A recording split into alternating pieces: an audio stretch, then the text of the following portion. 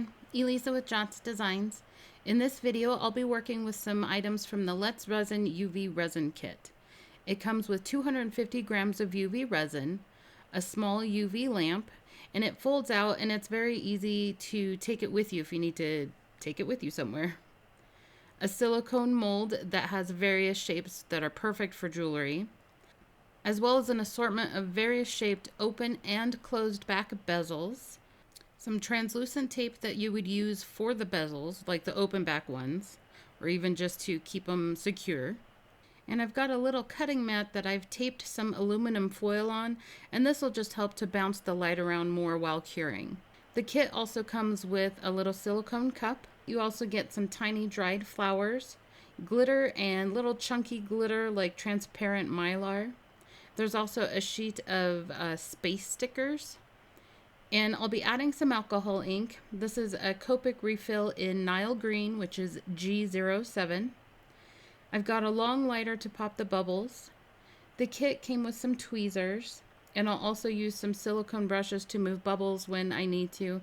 And you can use the silicone sticks that comes with the kit or a toothpick, but I could not find my silicone stirring stick.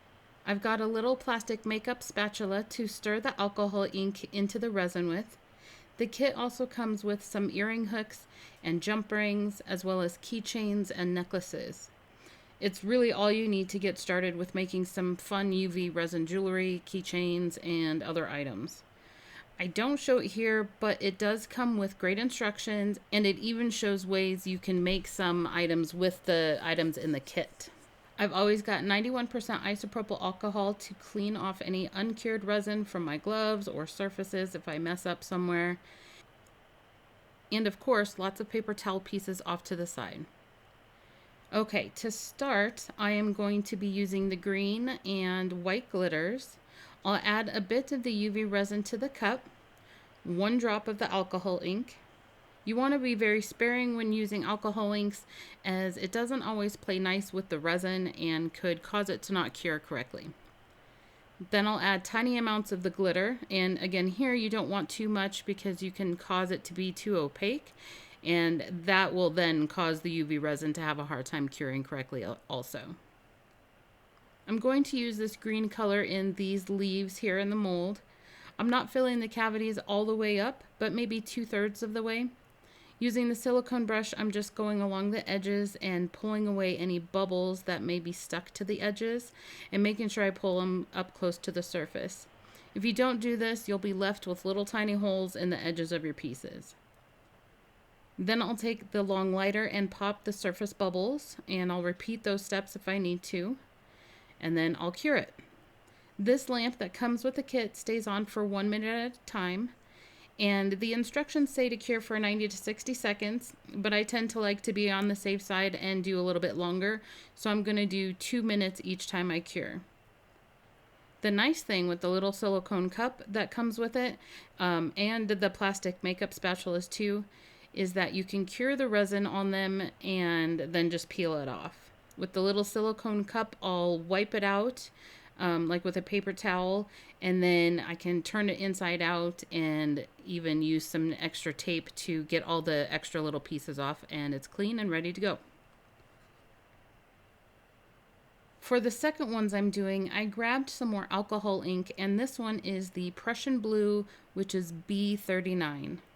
Again, I'm just adding a little UV resin to the cup and 1 drop of the alcohol ink, and get that thoroughly mixed together. And sometimes with the alcohol inks, it can take a little bit extra stirring to make sure that it's fully incorporated. Now that I think of it, I should have added a bit of glitter to this one too to look like stars, but I'll do that next time. Again, I'm just going around and getting the bubbles up and away from the edges. And there's quite a few deep bubbles in this one, so I actually grabbed my heat gun to gently warm up the resin a little bit, which makes it a little thinner, and it helps the bubbles to rise more. Then under the light, it goes for 2 minutes.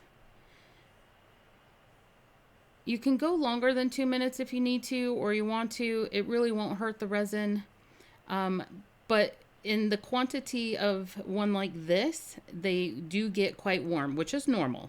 So don't worry about that. You just really tend to notice it more when you're using a bunch of the UV resin in one batch like this. And so I did let them cool for just a few minutes before I moved on. And then I'm going to grab some of the stickers, and I'm going to start with this fun little astronaut guy and use the tweezers to place it down right where I want it. And then I just kind of moved the sheet around to see what other element I wanted to use. And when you're placing something down like a sticker, you want to start from one side or one corner and then lay it down all the way to the opposite side or corner. And this helps to avoid air bubbles. Then I'm going to take the end of just one of my silicone brushes because it was handy. It's just nice and round. And I'm going to press the sticker down, basically kind of scratching over it. And it helps to make sure that it's fully adhered. And also it helps to not see the clear edges as much. I'm going to seal in the stickers with a thin clear layer, but I'm still not filling the mold all the way to the top. Making sure to get it all the way to the edges though, and pull the bubbles out, pop the bubbles, and then give it another good cooking. One thing I like to do before taking items out of the mold is to make sure that the back is good and cured too. You always want to make sure that you're using transparent molds for UV resin, but depending on what additives you use, sometimes there still might be an area on the bottom that just doesn't get hit by the light very well when it's right side up. So I'll just place them upside down and give them a cure and make sure that side is cured as well. Then you can easily pop them out of the mold. And if you have any little bits on your silicone mold, again, just having that tape handy, you can easily clean off the surface. Again, as I mentioned earlier, I did not fill the cavities of the molds all the way to the top. I do this because I like to add a final clear layer to the top to fill in that lip that is created by the mold, and I can also easily dome it as well. This is just easier for me to achieve when it's out of the mold.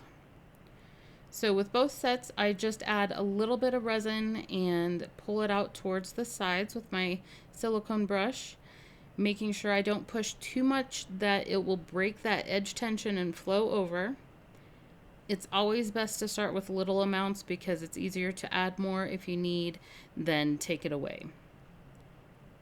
And then I'll pop any surface bubbles and then give each set their time under the light.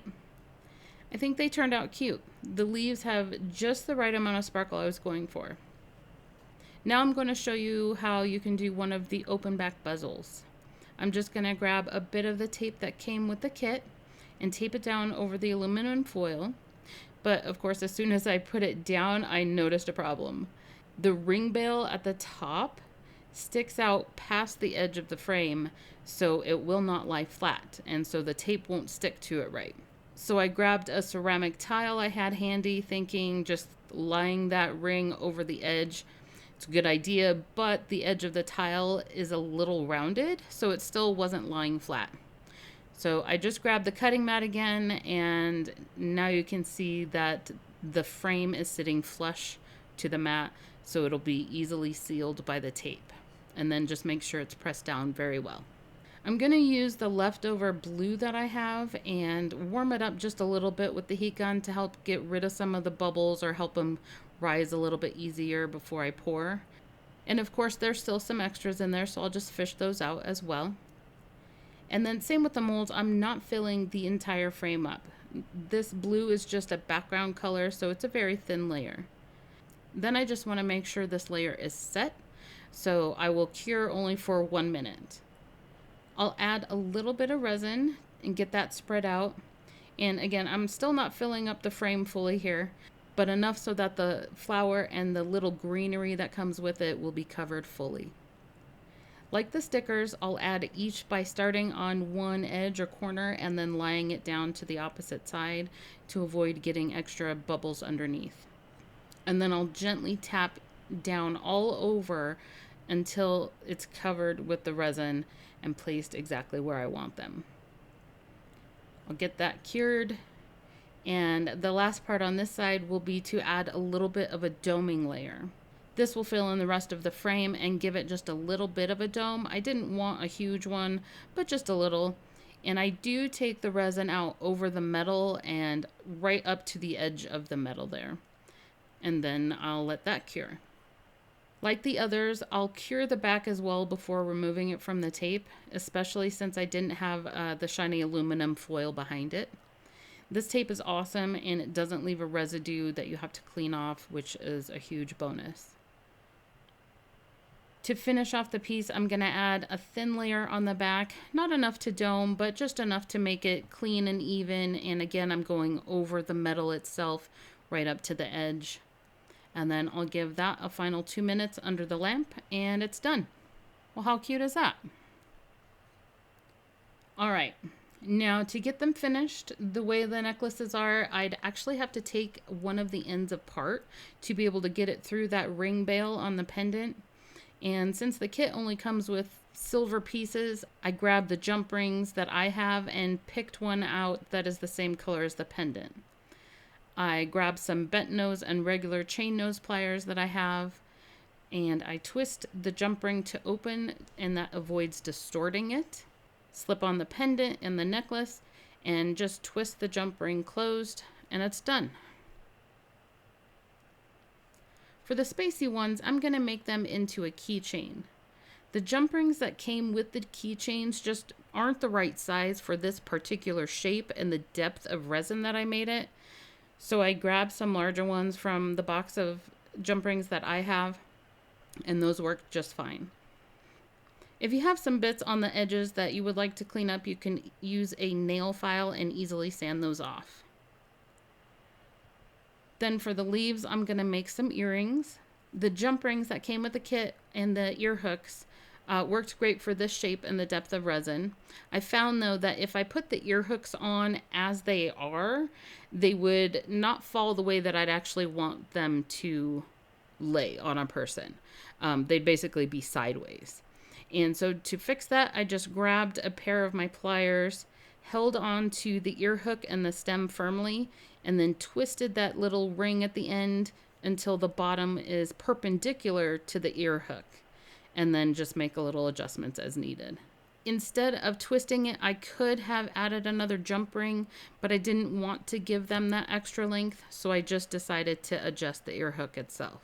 These are super easy to put together, and I'm making sure that the side with the clear layer will face forward before closing up the jump ring again. Check the description for links and discounts. Comment, like, and subscribe. That definitely helps my channel out a lot. I hope you've enjoyed this video, and if you have any questions, let me know in the comments. And also, if you haven't already, definitely try out the Resin UV resin. If you're a beginner, definitely get the kit. You'll have just about everything you need to start. And as always, thank you so much for watching. I'll see you next time. Bye.